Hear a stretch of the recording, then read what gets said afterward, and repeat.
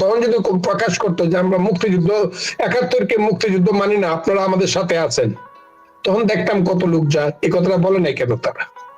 আমার কথাটা খুব বুঝার চেষ্টা করেন। এখন যে বলে 71 মানি না, মুক্তিযুদ্ধ মানি না, 72-এর সংবিধান মানি না, এই কথাগুলো তারা তাদের দাবির মধ্যে দিতে পারতো। তখন আমরা গেলে এখন আইসা তাদেরকে ধাপায় সমর্থন করতাম। এখন তো মনে করতেছি না, 71 না থাকলে তো আমার ফজলুর রহমানের জন্ম বৃথা। কারণ আমি তো ফজলুর রহমান, 71-ই আমার জীবন, আমি তো মুক্তিযোদ্ধা। 71 তো বাঙালি জাতির শ্রেষ্ঠ অর্জন। এটার সঙ্গে যারা দ্বন্দ্ব করতে চায়, বিশ্বাসঘাতক করতে, তাদের সঙ্গে থাকা তো আমার অপরাধ। আমি তো তাদের সঙ্গে থাকবো না। শেখ হাসিনার কি হবে, আওয়ামী লীগের কি হবে, সেটা পরে দেখা যাবে। আমি তো 71 বাদ দিয়ে কোথাও কারোর সঙ্গে কোন সরকারের সাথে থাকবো না। এই সরকার প্রয়োজনে আমাকে আবার ওই তাদের মতোই চোখ বেঁধে নিয়ে যাক, আবার গাছের উপরে ঝুলায় রাখো, কিন্তু আমি 71 ছাড়া আমি বাংলাদেশ মানি না। খুব ক্লিয়ার।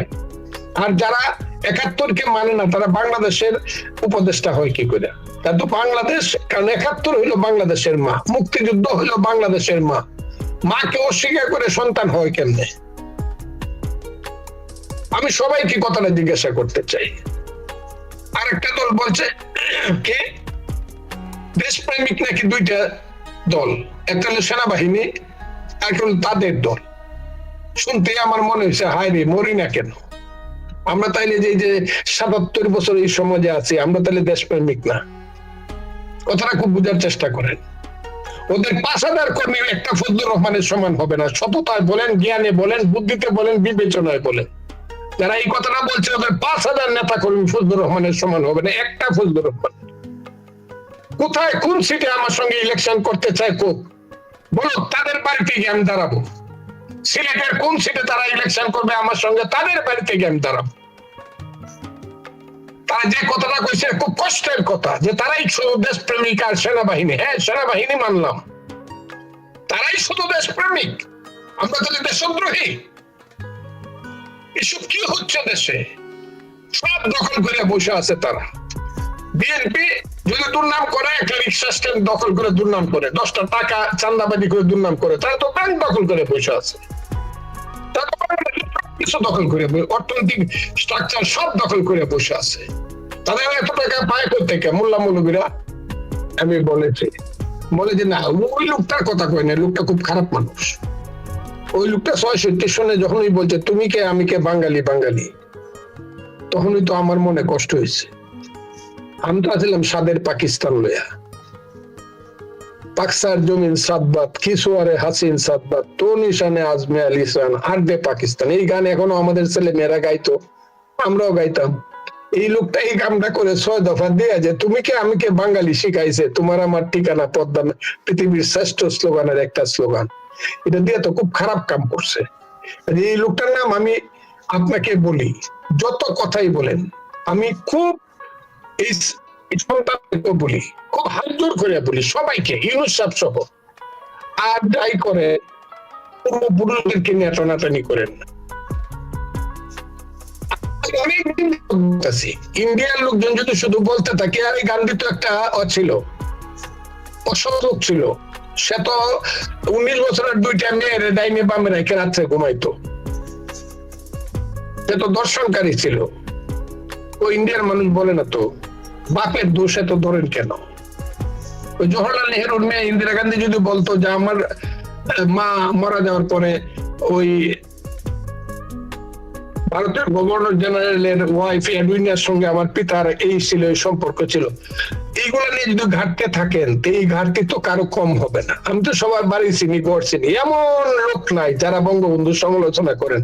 আমি অলরেডি বাংলাদেশে তাদের কিন্তু, হ্যাঁ, এটাকে কি বলে, জীবন ইতিহাস আমি কিন্তু নিয়ে আনিছি। কার বাড়িতে কয়টা বেড়া আছে, কার বাড়িতে দাঁড়িয়ে আছে, কার বাড়িতে ঘর আছে দরজা নাই, কার বাবা কি ছিল, কার বাবা মানুষের বাড়ির পাহারাদার, কার বাবা রাজ পরিবার, সব লয়ে ফেলছে। কিন্তু কার দাদা রাজাকার ছিল, কার দাদা গাছে তুলে মানুষগুলি সব লয়ে ফেলছে। কিন্তু কাজে আমরা এইসব করিয়া আমাদের পূর্বপুরুষদেরকে যে ধ্বংস করতেছি, শেরে বাংলাকে শান্তিতে ঘুমাইতে দেন, সোহরাওয়ার্দী, মৌলানা ভাসানী, শেখ মুজিবুর রহমানদেরকে শান্তিতে ঘুমাইতে দেন।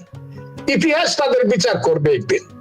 এদেরকে নতুন করে টানাটানি করলে কিন্তু খুব ধাক্কা লাগবে ইতিহাসে। ওই তাজউদ্দিন, মনসুর আলী, কামরুজ্জামান, সৈয়দ নজরুল, এদেরকে শান্তিতে ঘুমাইতে দেন।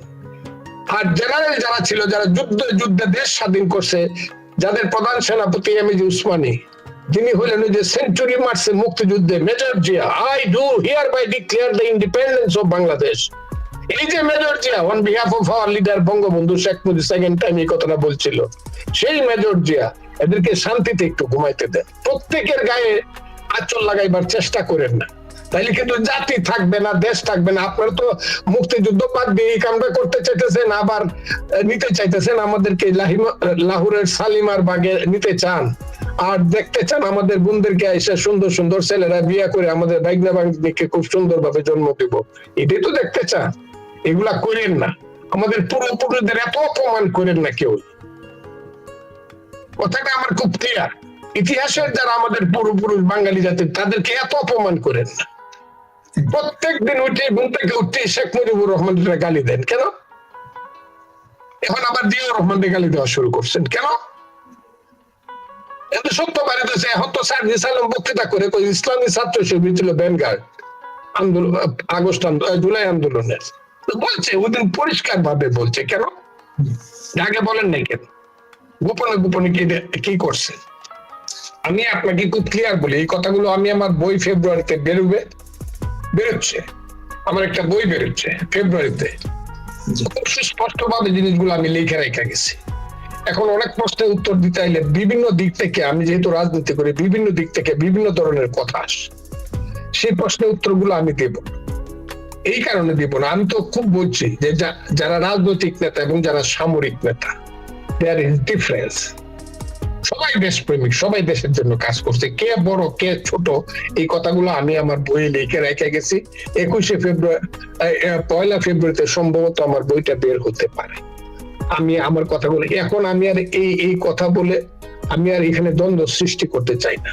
তো নিঃসন্দেহে ইতিহাসে প্রমাণিত হবে কে কত উঁচু, এটা এই ব্যাপারে কোনো সন্দেহ নাই কেউ কাউকে। আমি ওই দিন বলছি যে শেখ মুজিবের এই যে আঙ্গুলটা, এই আঙ্গুলটা শক্তিও যারা শেখ মুজিবকে এখন তো দেখতেছি পিছনে একটা অন্ধকারের শক্তি আছে, আর সামনে আছে ছাত্র, বৈষম্য বিরোধী ছাত্র শেখ মুজিবকে ছোট করে ফেলবে। শেখ মুজিবের এই আঙ্গুলটা টাইনে বাঁকা করতে পারবো না সবাই বলে ফেলছে, এবং এটা আমার কথা নিয়ে আল্লাহর রহমতে ইতিহাসে ঠিক হবে। শেখ মুজিব, বঙ্গবন্ধু শেখ মুজিব, এইটা ঠিক, এটা কেউ করতে পারবে। আবার আপনি যদি জিয়াউর রহমানকে আবার ওই আওয়ামী লীগেররা যেভাবে দেখে এবং বলে, এটাও সঠিক না। জিয়াউর রহমান সাহেব তো সব সেক্টর কমান্ডারের মধ্যে, শুধু sector commander, brigade commander, death ফোর্সের কমান্ডার, শুধু তাই না, ওই যে একটা কথা, আই মেজর জিয়া, যেভাবেই বলেন বঙ্গবন্ধুর নামে, এটা তো দিছে, এটা তো কেউ দেয় নাই।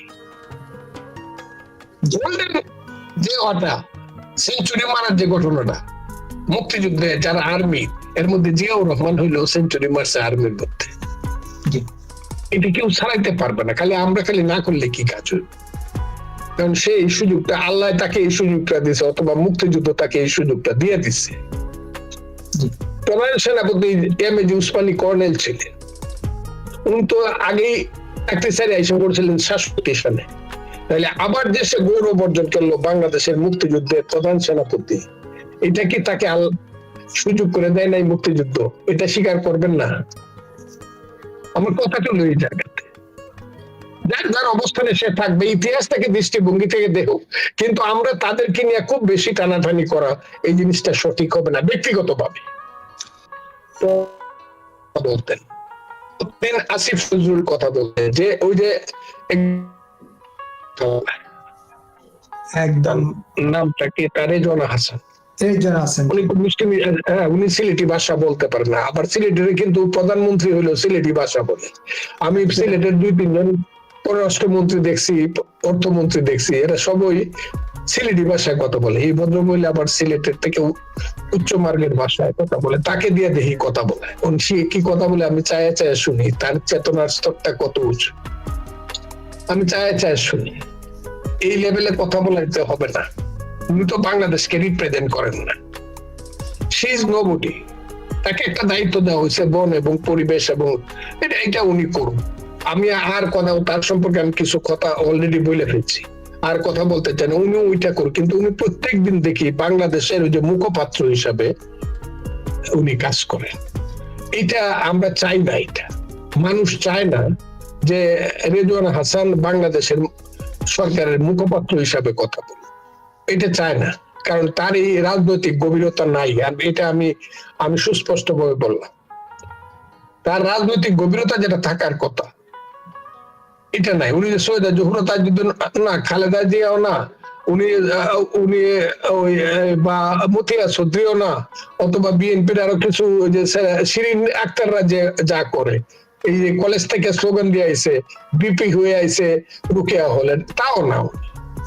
কিন্তু উনি প্রতিদিন বাংলাদেশের নীতিগত ব্যাপারে কথা বলতেছে। এটা মানুষের সাথে উপহাসের মতো মনে হয়। মানে প্রধান নেত্রী এটা ঠিক আছে, কিন্তু এখন দলটা চালাচ্ছেন জনাব ভারপ্রাপ্ত চেয়ারম্যান তারেক রহমান। তার ম্যাচুরিটি আছে এবং দেশ বিদেশের পলিটিক্স তিনি বুঝেন। দলটাকে বিএনপি এখন সবচেয়ে সঠিকভাবে চলছে। যারা প্রতিদিন বিএনপি কে গালাগালি করে, বিএনপির দোষ খুঁজে বেড়ায়, তারা ভুল করতেছে। বিএনপি সাংঘাতিক সঠিক পথে আছে। বিএনপি কোনো ধরনের, বিএনপি চায় দ্রুত নির্বাচন, চায় না আবার খুব দেরিতে হোক, তাও জানে, বলতেছে সঠিক সময় একটা নির্বাচন, reasonable time. What is reasonable time? Time it is not more than 6 months.